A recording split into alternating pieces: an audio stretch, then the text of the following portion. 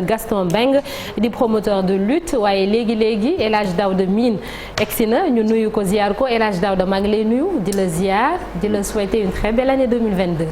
maa ngi lay fay soxna Naata Mbaye di am mbégte encore une fois di fi teew di leen souhaiter yéen ñëpp une excellente année 2022. merci pour souhaiter tous les Sénégalais également. merci beaucoup El Hadj Daouda Chérif tey jile comme ni ñu koy faral di defalee rek ci wàllum yoon la ñuy def ab jàngat tey jile indemnisation maanaam ndàmpaay ñi nga xamante ni dañ leen di tëj lu yàgg ci kaso bi ba noppi bàyyi leen ñu dem am na loi bu ñu fi tëral waaye loi bi dafa mel ni dafa am ay limites Chérif. ci loolu lañ bëgg a taxaw laataa loolu si prison bi nekk ca Koutal dañu dégg ñu ne ña fa nekk duñu def grève de la faim ñu denc leen fa Koutal moom lu tax des fois ñu fàttali leen ban xeetu. lekk bi n'est-ce pas lañ wax waaw lekk gee baaxut mais bëgg nañu xam ban xeetu kaso la Koutal. d'accord Koutal camp pénal la boo déggee ñu ne camp pénal tey boo xoolee sunu prison yi on a 37 prisons au Sénégal mais 37 prisons yi 4 catégories lañ. dañu woowee li ñuy woowee maison d'arrêt et de correction ñoom ñoo ëpp am li nga xam dañu naan maison de correction am lu ñuy wax maison d'arrêt am lu ñuy woowee camp pénal bu nekk dafa am solo léegi bu ñu waxee maison d'arrêt et de correction boo xoolee pratiquement dans toutes les régions capitales régionales yëpp ay maison d'arrêt et de correction moom moo fa nekk léegi ci maison d'arrêt et de correction bi nag da nga fay fekk ñu nga xam ay détenus provisoires lañ da nga fay fekk ñi nga xamante ne dañ leen condamné à des peines yu nga xamante ne pratiquement du dépasser 6 mois du dépasser 6 mois da nga fay fekk compartiment bu nga xamante ne pour jigéen la des fois nga fekk compartiment bu nga xamante ne pour ay mineurs la loolu mooy maison d'arrêt et de correction yu nga xamante ne disons kaso hybride la boo jëlee par exemple maison d'arrêt ñaar lañ au Sénégal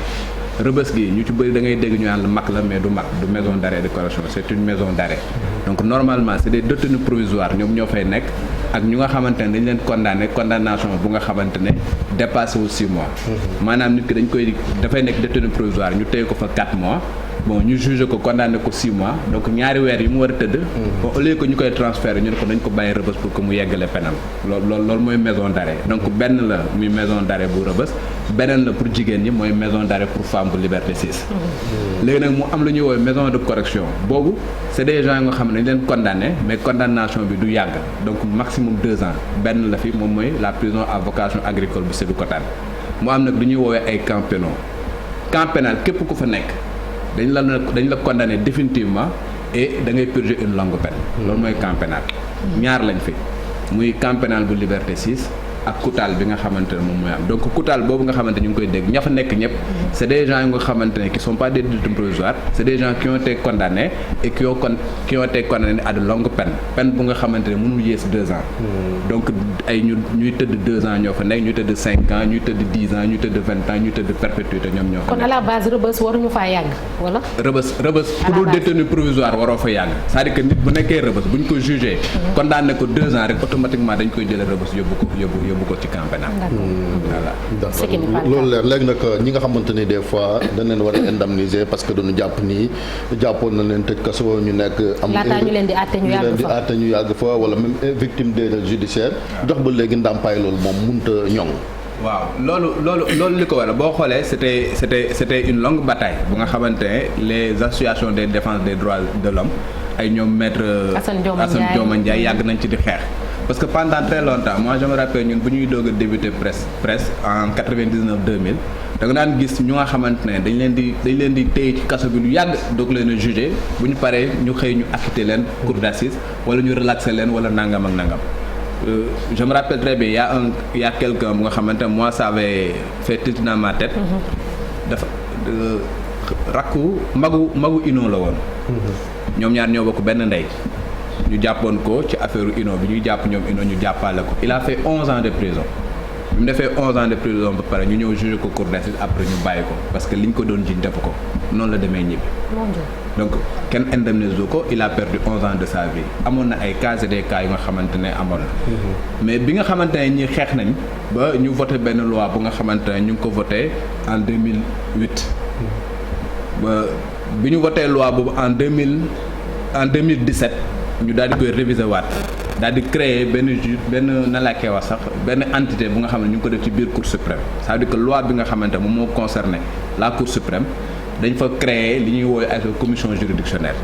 commission juridictionnelle boobu nag ñetti commission juridictionnelle mais benn bi mooy commission bi nga xamante ne dafa war a indemniser ñi nga xamante ne ñoom ñoo nekk victime de longue détention préventive donc loi bi existé na donc tey képp ku nga xamante ne jàpp nañ ko dugal ko ci kaso xam nga mu dem yàgg fa ñu génn ko ba pare daal di koy relaxé wala ñu acquitté ko wala mu am non-lieu mën na dem ci commission boobu pour que ñu jox ko ndàmpaay mais boo xoolee loi bi nu ñu ko tëggee dafa am yenn yu nga xamante ne ay sooxe lay daf ci sooxe muy benn dañ ne il faut impérativement nga nekk nga xamante ne da nga bénéficier wu d'une décision de non-lieu de relax et d'acquittement loolu aussi loi bu ko waxee dafa am nu mu tëddee bu ñu nee non-lieu dafa am mooy lan bu ñu nee relax dafa am mooy lan bu ñu nee acquittement mooy lan. donc tey nit ki bu ñu ko inculpé place ko sous mandat de dépôt mooy dem na kaso. léegi su fekkee ne juge d'instruction bi dafa dem ba ci biir gis ne ni kii li ñu koy toppee rek amul benn charge da koy jox non-lieu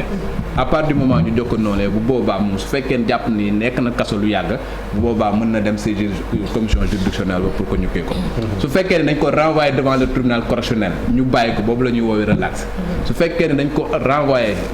devant la chambre criminelle ñu bàyyi ko boobaa la ñuy wax acquittement donc il faut impérativement mu am non-lieu wala mu am relax wala mu am acquittement su paree ci loolu loi bi def ne 6 mois la am juróom benn weer la am pour moom mu dem saisir juridiction boobu pour que ñu jox ko ndàmpaay mais pour que nga dem ci loolu il faut que décision de justice bi nga am ko léegi ki nga xamante ne peut-être xamoon ni dafa war dem récupérer na la koy wax sa décision de justice boobu décision de justice boobu doo ñëw rek duñ la juger tey rek mu pare tey donc il y a une procédure pour que dossier boobu nga mun ko am pour mun ko jox tu as un délai de 6 mois pour def ko beneen bi mooy est-ce que loi boobu vulgariser nañ ko ba nga xamante ne nit ñi xam nañ ko ba xamante ne délai 6 mois lañ am pour que ñu dem def ko et troisièmement dañ la wax ne il faut que mu nekk décision de relax décision d'acquittement wala décision de non-lieu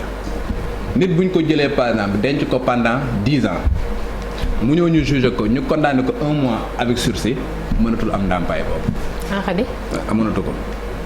il faut que mu nekk non-lieu wala relax wala acquittement ça veut dire que 10 ans nit ki def na ko kaso mu ñëw ñu juger ko condamné ko 1 mois avec sursis waxuma la sax 1 mois ferme 1 an. même si c'est 1 mois avec sursis. même si c'est 1 mois avec sursis amatul droit am indemnisation. il n'a plus droit à une indemnisation. donc loolu mooy. paradoxe. parce que y a une condamnation. voilà parce que y a une condamnation. te condamnation même bu fekkee 1 mois sursis la condamnation la nekkatul relax nekkatul acquittement nekkatul non-lieu. waaye ko tamit diiru pour fukki at. c'est ça mais voilà c'est une grosse injustice. donc ay limites la yu nga xamante ne moom moo nekk ci loi boobu donc déjà pour que yow ñu bàyyi nit ki mu xam loi que ni 6 mois moom mooy délai bi mu dem uti na la décision de jugement bi def procédure am au niveau de la Cour suprême bu ñëwee Cour suprême la Cour suprême li nga xamante moom moo nekk loi bi exiger wu la pour que nga am avocat pour dem def requête mais ak li nga xamante ne loolu lañ exiger pour que procédure noonu la war demee boo amul avocat pour que mu defaloo ça va être très compliqué parce que c'est très technique. pour que nga dem foofu loolu avocat foofu lay amee solo parce que xëy na ñoom dinañ comprendre procédure yi mën a def démarche yi pour dimbali la. waaw justement léegi nag imagine avocat c'est pas quelque chose bu nga xamante ne da ngay ñëw noonu rek am ko noonu. da ngay fay déjà muy benn parce que c'est une procédure civile. nekkul par exemple une procédure criminelle bu nga xamante ne boo amul état ci boppam utal la avocat pour que mu défendre la lii yow yaay uti par conséquent yow yaa war dem nga uti sa avocat su fekkee ne nekk nga ko nga xamante ne amuloo moyens yu nga xam ne war nga uti avocat daf lay wóor da ngay préférer croiser les bras bañ a topp ci dossier bi pour que nga am ndàmpaay. et même par extraordinaire su fekkoon loolu yëpp matale nga ko tey jii nga dem ñafe ba dem uti avocat ñafe ba dem au niveau de la justice ñafe ba nga xam ne jox nañ la ndàmpaay taxul mu pare parce que léegi bu fekkee ni Cour suprême dem na ba ne jox na la ndàmpaay sangam yow yaay war après. topp état xam nga agent judiciaire de l'état pour jot ci sa ndàmpaay boobu donc su fekkoon ne dañoo voté benn budget bu nga xam ne dañu ko yóbbu Cour suprême nga xamante ñoom bu ñu statué ba pare ñoo ne diw mi kat tooñ nañ ko war nañ ko jox 20 millions automatiquement ñu jox les ordres de virement qui s'imposent ñu jël 20 millions jox la boobaa peut-être dina yombal mbir mi mais du demee noonu kële bu demee ba nga xam joxe na décision pare ñoo ne kii dañ ko war a joxe ndàmpaay yow sa bopp yow yaa war a topp après agent judiciaire de l'état pour que ndàmpaay boobu nga xamante ne teg nañ ko jox nañ la ko nga mun ko récupérer. mu nekk beneen procédure. mu nekk beneen problème bu nga xamante ne dafay alourdir rek la procédure. d'accord Daouda yaa ngi doon wax sànq longue détention préventive moom la ñuy loolu mooy condition sine qua non pour mën a am ci ndàmpaay yooyu noonu. qu'est-ce qu'on entend acquittement wala. Bon, en tout cas ci durée bi.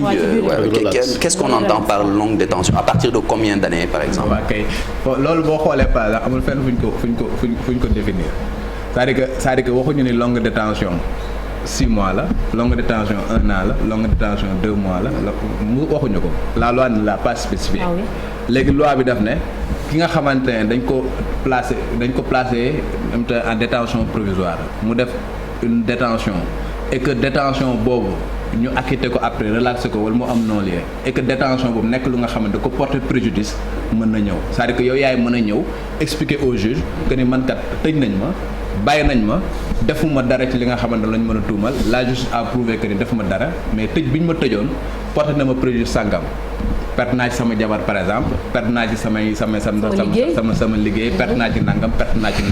yow yaay ñëw nga soutenir yow que ni man wax dëgg yàlla préjudice bi nekk na préjudice bi nga xam subir naa ko te li tax nag ma subir ko mooy tout simplement dañ maa jàpp dugal ma ci kaso te dugal kaso boobu tegu woon ci yoon et tey justice bi ci boppam reconnaître que ne dañ maa tooñoon parce que acquitté nañ ma relaxé nañ ma wala jox nañ ma noonu. kon benn weer kese buñ ci tëjee nit mu ñàkk ci liggéeyam ci weer boobu noonu ñàkk ci jabaram ak yooyu yëpp bu ko neexee mu dem ne longue détention amul lenn lu ko mën interdire. bu ko neexee mu dem wax loolu. amul lenn lu ko léegi barème bi lan la Daouda Mine yaa ngi wax ci indemnisation ndàmpaay gi lan la est-ce que loi bi teg na barème. foofu aussi barème loi bi tegul c'est-à-dire que tey jii commission bi nga xamante ne dañ ko mettre en place bi loi bi teg. commission bi daf na ñetti membre lay doon. kenn ki moom mooy premier président cour suprême wala son représentant. ak ñaari magistrat du siège ñoom ñooy ñi nga xamante ne ñoom ñooy constitué. xam nga ak ñett ñu nga xamante ne ñett suppléants yi nga xamante ne dañ leen di teg au cas où kenn ci ñooñu nenu nekk fa et ñooñu le premier président de la cour suprême daf leen war a na laay koy wax nommer toutes les années donc année bu nekk dañuy jël ñett ñu nga xam ne ñoom ñoo fay teg léegi ñooñu nag dañuy délibérer souverainement ñoom ñooy xool ñoo ne kii kat kaawam li ñu wax noonu mérité nañu jox ko 20 millions wala kaam mérité nañu jox ko 2 millions wala kaam mérité wul ñu jox ko dara. ils sont souverains. xam nga lu délibéré nu mu leen neexee joxe ndàmpaay bu leen neex xam nga te la loi dit que ils ne sont même pas tenus de motiver leur décision. te y a pas de recours. y a pas de recours. mais préjudice moral bi pour man moo gën a garaaw sax li nga xamante ni mooy aspect financier bi am na loo xam tam dama dégg yéen ñi wàllu droit yi ñu yàgg koo xeex Sénégal pour éviter situation yi mooy li naan juge des libertés. nga xamante ni kon dina saytu nit ñi xool dossiers yi ñi nga xam fan la nekk ñu gaaw leen a àtte wala ñi amee jafe-jafe. ñu càmbar seen mbir lu tax foofu léegi mënoon koo ñoŋal fii Sénégal. waaw parce que loolu ci avancé yu nga xamante ne nit ñi dañ koy demander. xam nga ñun sunu droit sénégalais la plupart dafa inspiré wu ci droit français mais tey droit français dafa am ay évolution yu nga xamante ñun sunu droit amagu ko man jàpp naa par exemple ñaari évolution yu nga xamante ne tey gis naa ko ci droit français bu nga xamante ne ñun droit sénégalais yeggul foofu muy benn bu nga xamante ne mooy loolu nga wax noonu le juge des libertés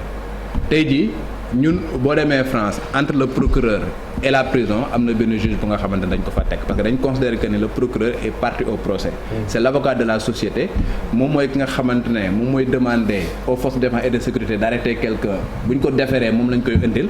bu ñu ko indee ba pare moom su am boppam mu am possibilité inculper nit ki ba pare place ko sous mandat de dépôt donc dafay nekk juge et partie donc nag foofu nag lañ ne il faut que mu am kenn ko xamante ne dafay nekk ci digganteem ak ki nga xamante moom mooy justiciable muy juge des libertés France am nañ ko ñun amaguñ ko donc tey jii boo demee par exemple dans les 37 prisons tu vas trouver des gens yu nga xamante ne du juge d'instruction moom moo ne place sous mandat de dépôt procureur ci boppam moom moo ne place sous mandat de dépôt donc boobu évolution boobu dafa am ci France mais évolution boobu ñun amagul fii par exemple beneen évolution bu nga xamante ne France am na ko te ñun amuñu ko te ñu ci bëri da ngay dégg sax tey jii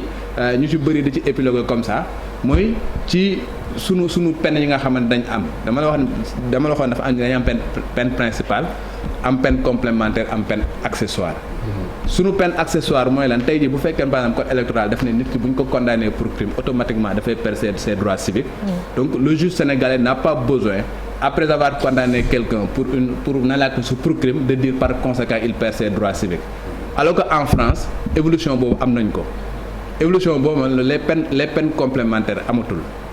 pour que nit ki perdre droit civique il faut impérativement benn juge moom mooy ñëw ne Daouda Mine mii kat xam nga condamné nañ ko sangam et par conséquent dafay perdre ses droits civiques tant que le juge ne l'a pas prononcé nit ki du perdre ses droits civiques alors que ñun évolution boobu amagul au Sénégal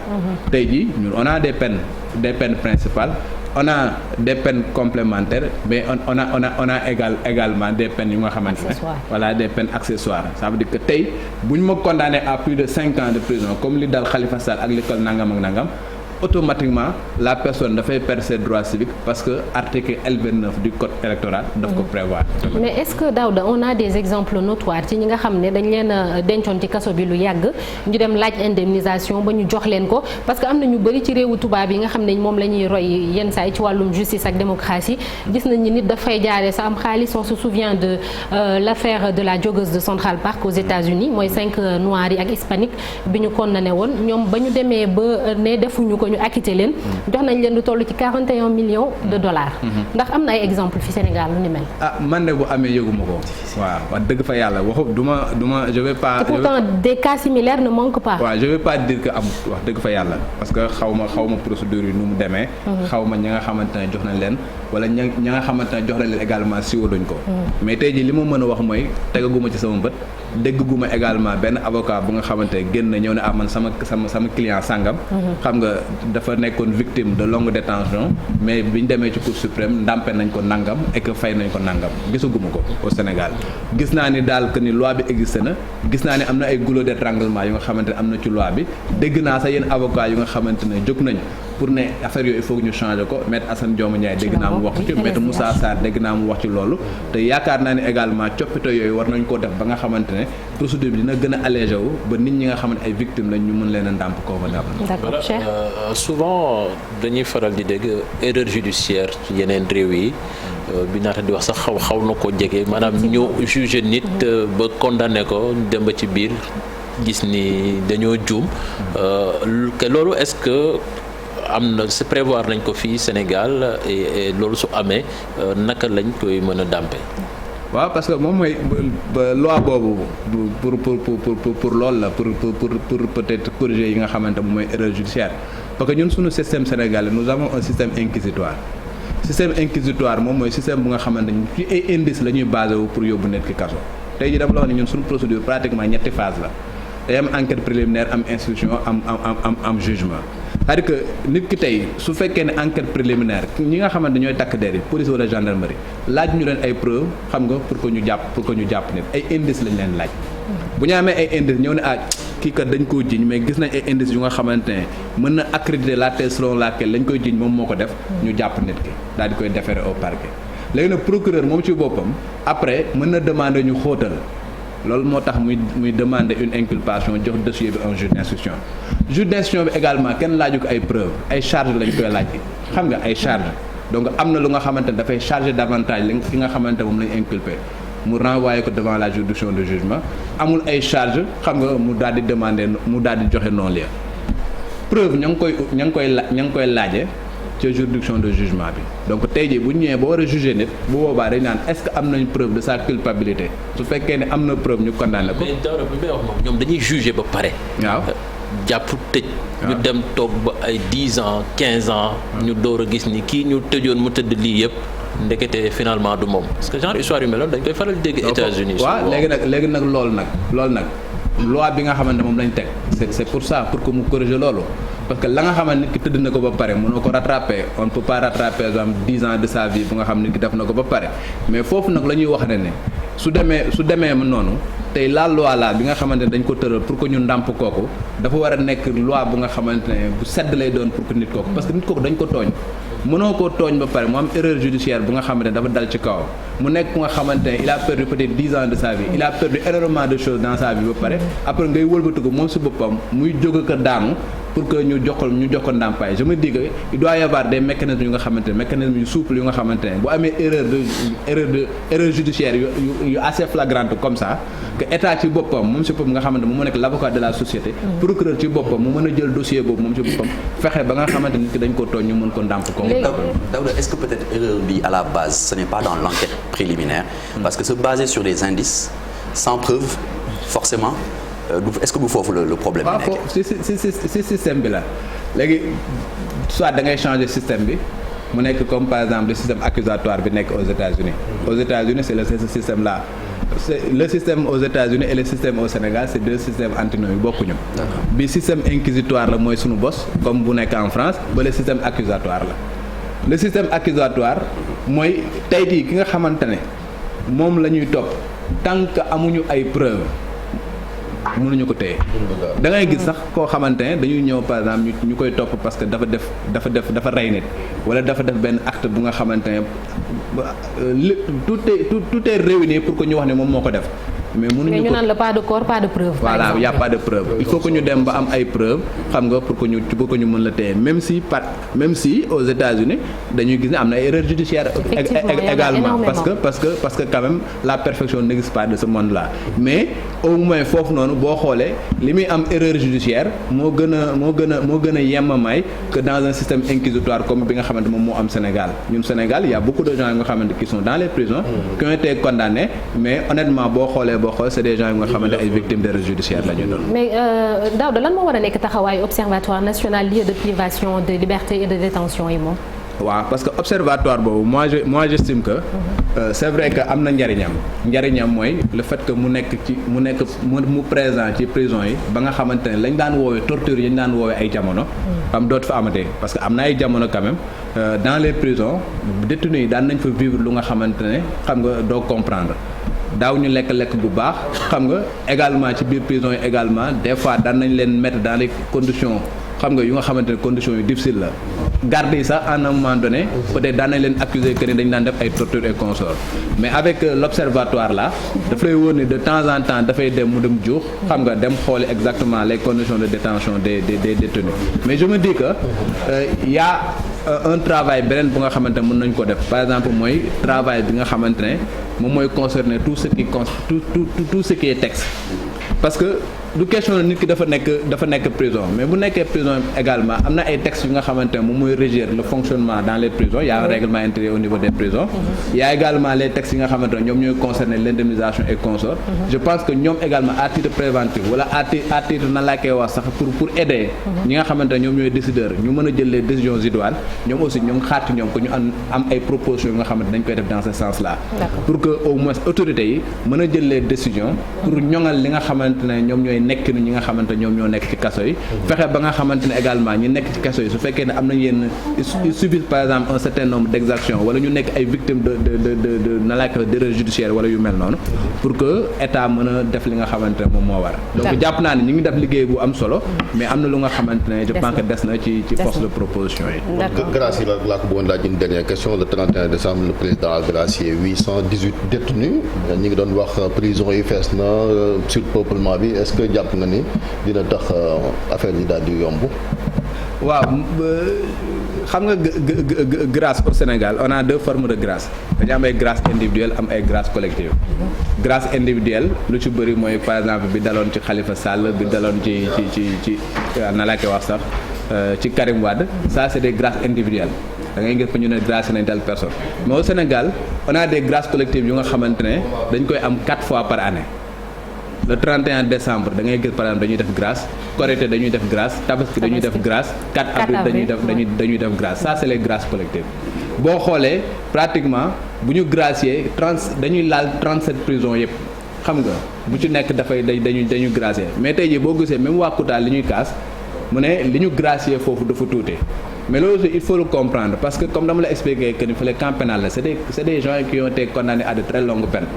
c'est-à-dire que foofu pour que ñu am grâce yu bëri également ça va être très difficile. Effectivement. Voilà ni ngay amee par exemple ay grâce yu bëri ci benn maison d'arrêt et de correction mënoo koo amee par exemple ci benn camp pénal bu nga xamante ne c'est des gens qui sont supposés dangereux parce que ils ont été condamnés à de très longues peines. Donc daf lay wóor nu ñooñu lu ci bëri ay commutation de peine la ñuy am. D'accord. Ça veut dire que quelqu'un bu nga xam ne dañ ko condamné woon 20 ans. ñu wàccal ko peine mu ñëw 15 ans wala ñu wàccal ko mu ñëw 10 ans wala mu dem par exemple def na 20 ans 25 ans perpète lañ ko joxoon la peine de sûreté est de 15 ans par exemple boo jëlee code de procédure pénale ñu ne après kii kat remplir les conditions pour que ñu gracier ko et consort donc foofu la les grâces là il y a énormément de choses à voir. Y a la procédure bu nga xamante war nañ ko xoolaat pour xool exactement ñan ñoo mérité ñu gracier leen parce que gracier nit également war koo delluwaat ci société bi. Il faut également ñu saytuwaat ko bu baax sinon conséquences yi nga xamante ne mën na koo jur dafay nekk ay conséquences yu nga xamante ne askan wi ñoo koy kii parce que boo demee les forces de défense et de sécurité ils te le diront à chaque fois qu'il y a des grâces collectives da ngay xool même criminalité bi day yokk à un moment donné. boo jëlee par exemple décembre bu ñu gracier jëlee au mois de janvier au mois de février criminalité bi day xaw a yokk nga dem avril également bu ñu gracier nit au mois de mai au mois de juin criminalité bi dafay xaw a yokk parce que tout simplement on a libéré des gens yu nga xamante ni qui devaient pas être libérés qui vont créer des bandes wala nangam ak nangam qui vont continuer à faire voilà qui vont récidiver. merci beaucoup merci El Hadj Daouda Mine ci jàngat bi amati na solo suñu gan egsi na ni ñu leen ko doon waxee sànq ci ndorteel bi Gaston Mbengue la nekk promoteur de lutte sëñ Mbengue ñu ngi lay nuyu di la ziar di la dalal jàmm. maa ngi leen di fay di leen nuyu aussi di leen souhaiter meilleurs vœux de bonne et heureuse année. merci à vous également. merci ñu ngi lay ñaanal tawféex ak naataange ak wér-gu-yaram surtout Chérif ayca Chérif lan la looy wax Chérif yow bayon bi dina ñëw de munoo bàyyi ba ñu jox la kàddu nga door a wax. dañuy dem léegi ci benn courte pause ñu egsi ci waxtaan bi. comme da ngaa fàtte da ngaa jëm mag.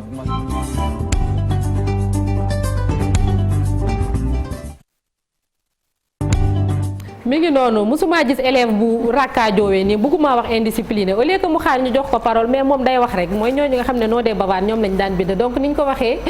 Chérif Gaston Mbengue egsi na bokk na ci li ñu nar a gën a waxtaanee wàllum làmb ak li xew ci week-end bi li nar a xew ba si ñu dëgmal ak yeneen ponk Chérif ayca. waaw ñu koy nuyu moom moo jiite kon Gaston production 2022 bi moo xam naa sam at la parce que